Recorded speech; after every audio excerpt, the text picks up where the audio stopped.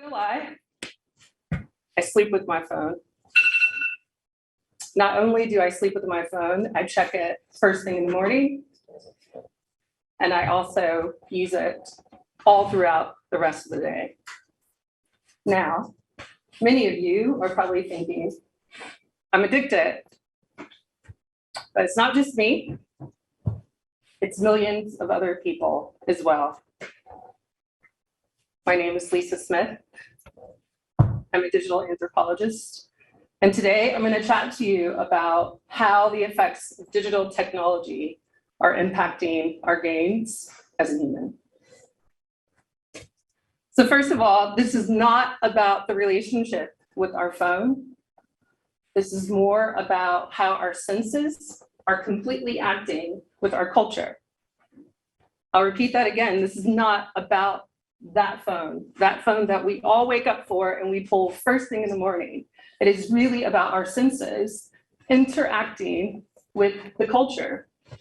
And as we move from this analog to this digital economy, there's some things we really need to think about. Humans have to think about how they are adapting and how that technology has caused them to adapt. That doesn't mean then technology is disruptive. That means technology has become complementary to how we are evolving as humans. The question is, though, at what cost is that happening?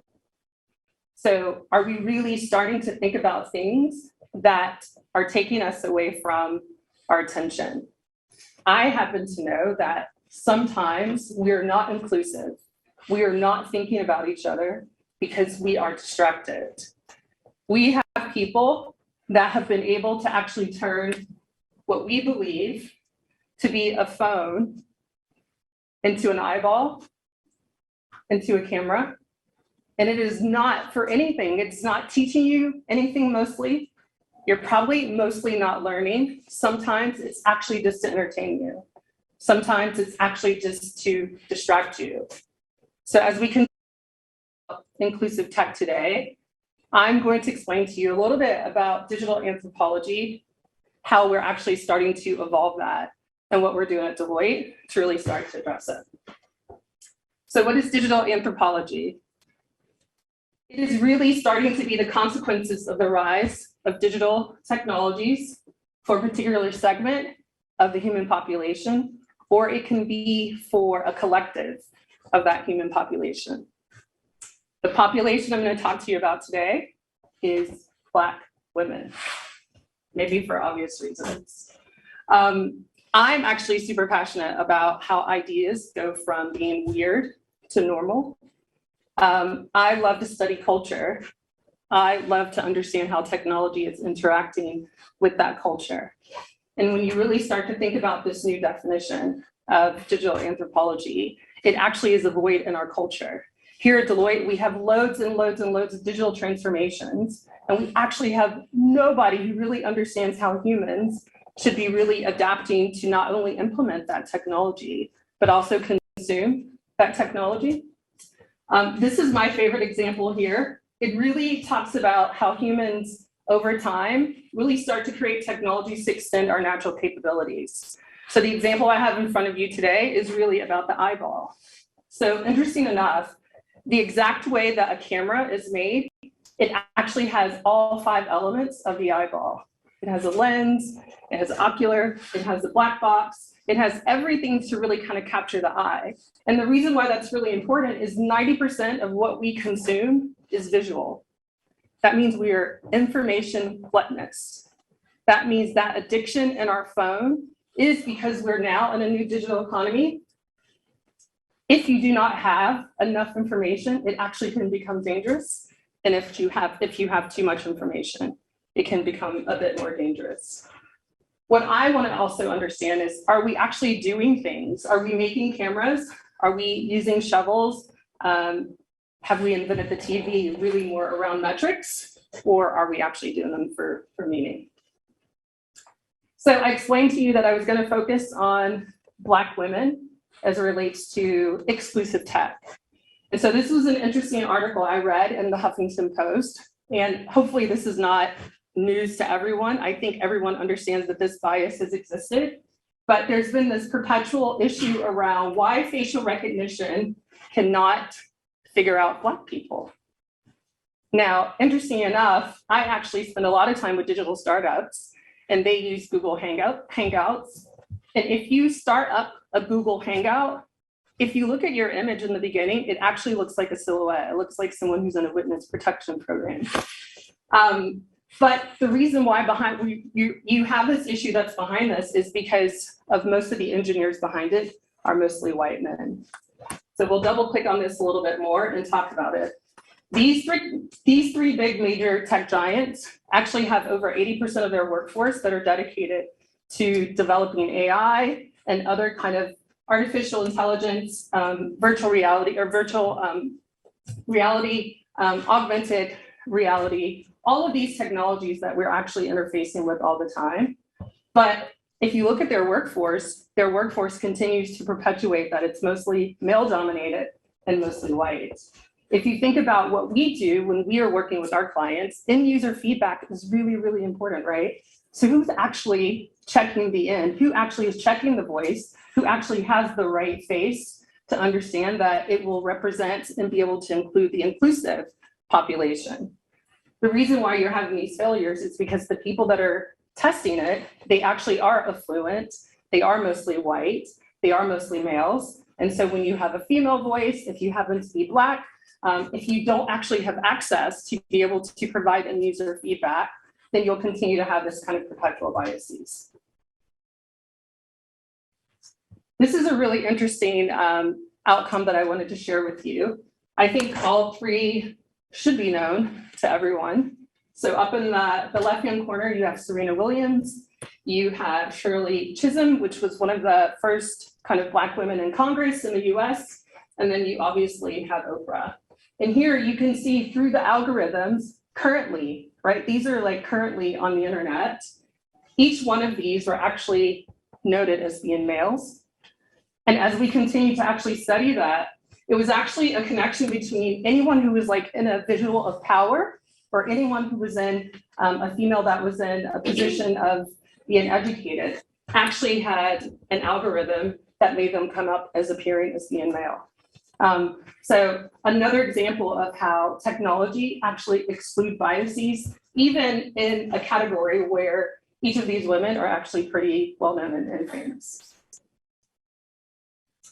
So as we start to think about how do we need to solution this, we have another problem. So the scarcity of Black women, remember that was the digital anthropology segment that I was going to focus on. It is completely void. As we continue to look at women that are coming into STEM, there's a bit of a decline, and that's a new decline. Actually, there was an inslope. If you look at the data in 2017 and 18, and I'll show you a slide here later on, we actually had an increase of more Black women coming into STEM, coming into mostly mathematics, into computer science. But what was happening is as they were coming into those environments, particularly in academic world, they were met with more of the same, right? More men, more people that just did not look like them, and they didn't actually feel comfortable to even be able to finish their studies. So interesting enough, where we actually need to double down and address this, we actually have a bit of a problem. So these statistics are actually about women in general, so they're actually not just about Black women. Between 2018 and 2020, there was only 37% in the UK of women that were in school that were signed up in mathematics and sciences. So if you think about the pipeline and who's actually coming to be able to continue to bring these different biases out of technology, we're going to still have a ways to go. If you look at that segment of population to see who was actually studying computer science, it was even worse. It was only 19%. So if you think about tech inclusive design and our ability to drive those biases out, we're going to really have a big challenge ahead of us. So these are a couple of things that we're doing about it at Deloitte. As I mentioned, we wake up in the morning and we work with loads and loads of clients. But what we have started to understand is that we have ethical advisory practices that we should be deploying. I spend most of my time with CIOs and CFOs really thinking about their technology investments. We do product design, and we were yet to really start to understand what did it mean to have inclusive tech and to be able to deploy that. And so what we've created is a bit of a persona. When we go do work with our clients, we actually have created a new persona that actually considers a lot of those points that I shared with you before. So the first is a design technologist. We have someone now who are absolutely accountable for deploying, driving out any exclusion in tech around biases and working with what we call our human engineers to be able to consider those. That makes us different. That makes us actually a very intentional company. It also makes us really start to understand how to, from a UX UI perspective, really get the right end users for our clients and also when we're delivering our internal projects. The middle role is really more around ways of working. So there's just some new behaviors that you'll need to do as we believe when we're engaging our clients that we need to have as we're working through each of those elements. But this is actually a very intentional anatomy to say whoever we deploy out to the market, we are clear and we have a conscience that it is our accountability to ensure that we do not have bias that's being driven into our technology designs. We use our enterprise architects to do that. And then we also need to really start to understand what human centricity means and how do you drive those human behaviors to it as well. The last thing I want to share with you is what we're doing broader across Deloitte. We obviously, everyone really participated after the death of George Floyd last year. And I think that pause in our economy really helped us internally start to think about what we needed to do to really show up in the community. So how do we get outside of ourselves and really start to make an impact from a societal perspective? And so one thing is doing like what we're doing today. We're really passionate about Black tech in the UK. We know that we have a really huge brand that our community should be leveraging. And we believe that you should hold us accountable for getting into the communities and reflecting what our communities look like, and most importantly, equipping our communities with the skills that we have within our company. So one way that we're doing that is we are actually driving a lot of recruiting and using hackathons to be able to set up coding boot camps. So we have a bit of a gap. I told you in the academic world, we do not have enough diverse representation to get that pipeline into our company faster. So we believe that we'll need to accelerate that by hosting coding boot camps. You would not need a degree to be able to come and be a software engineer. And then we would help certify people that are out in our communities within the UK. The other thing I wanted to mention is the tech bias market proposition. So we spend probably 80% of our digital transformations advising CIOs on how to design products. We have yet to actually bring a capability that helps them understand how to drive out biases in those design products. So we have a new person that's come in with industry and experience to be able to do that for us. We also have an internal women in technology group. And we just, last week, we had a group of some of our analysts and consultants reach out to ask if they could start a STEM group. So they are already actively in the community trying to drive more women into STEM understanding, and they want to sponsor that in the community. So I think that's a really great thing that we're working on right now. And then I wanted to mention Deloitte Ventures. We have a partnership. As you know, I'm in our enterprise technology and performance group, but I work really closely with our peers in Deloitte Ventures, and we really are looking at bringing in diverse vendors to do business with. So recently we signed a contract with a lady who used to be in HR, and she's rolling out a capability that we use in each of our market areas. And we just believe that that's really the right thing to do. So with that being said, I really want to actually have you really think about your individual accountability for understanding that in all things we do, we should have a voice and we should have a mindset of inclusion. And wherever you have space, please remember to create space for those that may not have access to where you have the things to be able to drive forward, not only just your careers, but also in your personal lives. Thank you.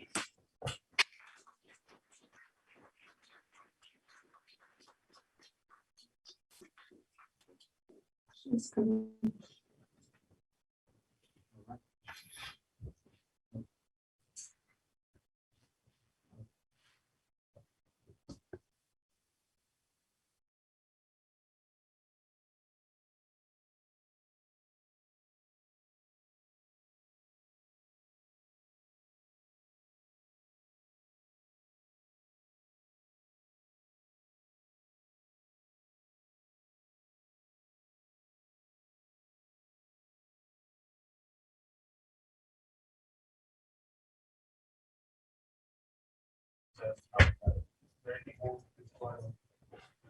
how that's going to change what we're doing. Yeah, so this is going to be within TSC. We'll have a partnership with our Tech Vision and Architecture group. So the first thing we're going to host is another one of these sort of hackathons to really look at the elements of tech bias and really start to look at those initial opportunities. So she's already started to build a bit of a backlog where we've had some requests come into from clients and we weren't really able to respond effectively. We were able to respond, but not the way that we wanted to. So she's going to start with those. That's really kind of the voice of the customer approach. And then after that, I think we'll let the hackathons really generate the innovation to get that first MVP out into the market. So Lisa, we had a question. What's the one thing that you haven't spoken about that you wish we had? What's not on this board that you wish we would do?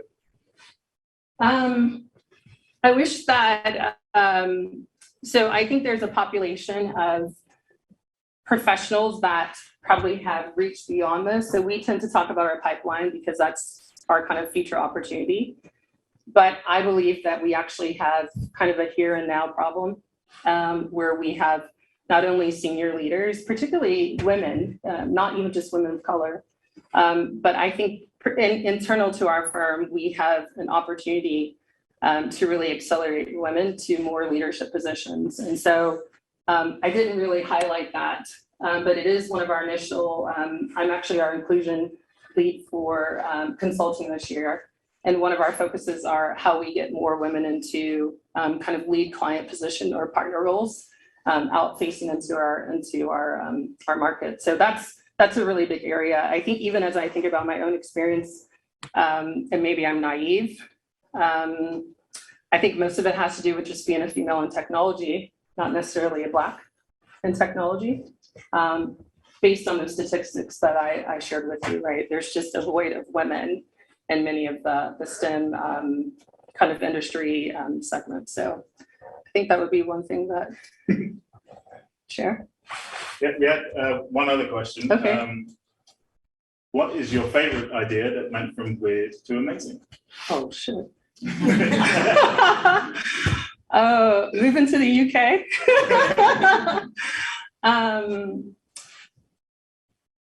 I would say there's something, you all can't see who sat here, but I have a big tribe of my favorite people in the world here. And I took a concept of digital anthropology, which is underground hacking. People don't really like to talk about hacking and technology because it has a really negative connotation. But we built what we called an underground vault, which I think at the time it was a partnership with Human Capital, which is another area of our company. I think at the time it was kind of weird.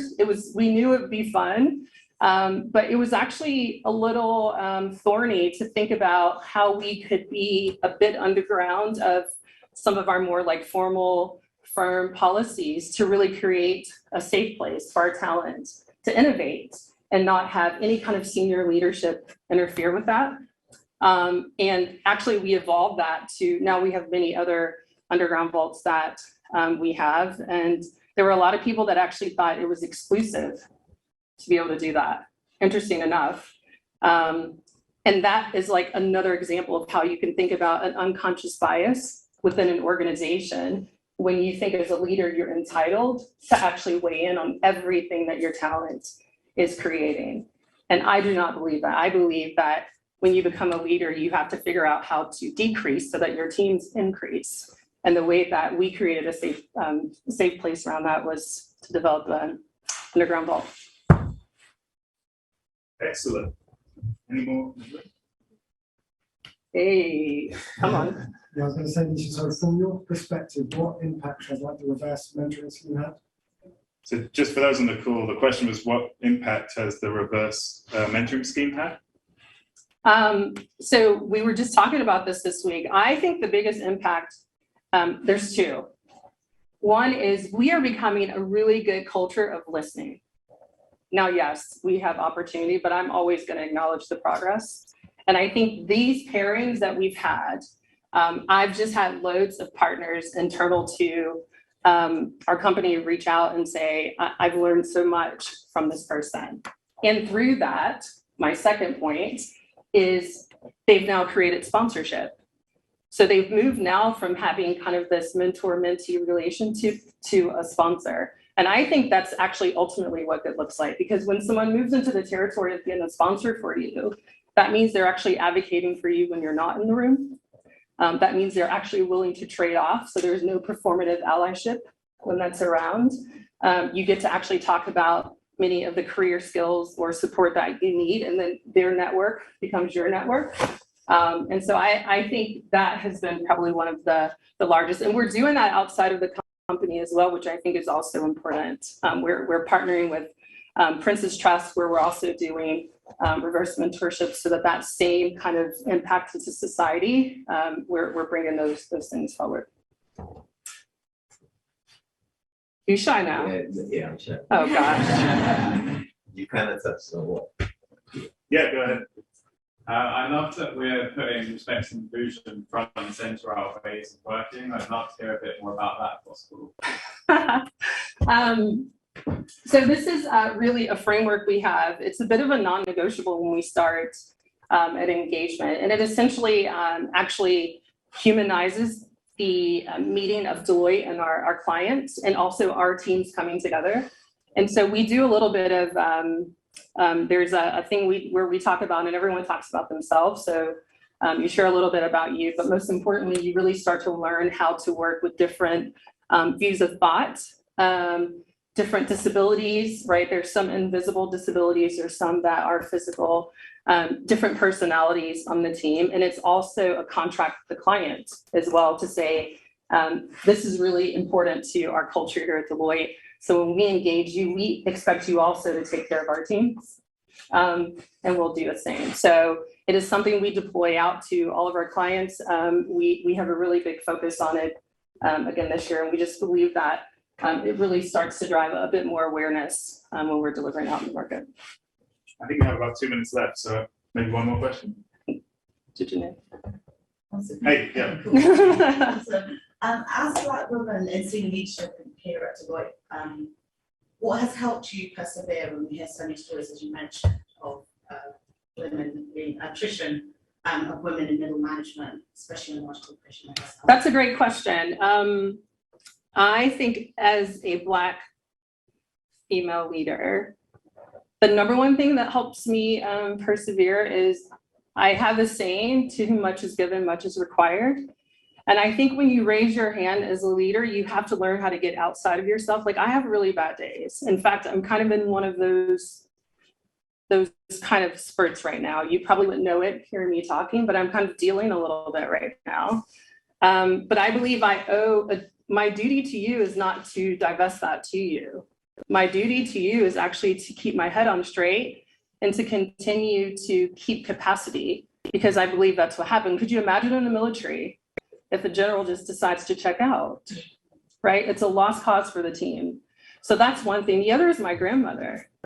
I absolutely believe, like all those prayers that she sowed for me, this is how I'm repaying her. And so I think I have a kind of personal obligation to pay that back to someone who did not have everything I have. And I think I also have a personal obligation to each of you who trust me as a diverse leader in this role to make it better for each of you as you come through. So I think, Lisa, with 15 seconds left, any final thoughts? Just keep doing the good work. You're going to see more from Deloitte out in the market. And I just ask that you hang in there and continue to be resilient. Thank you.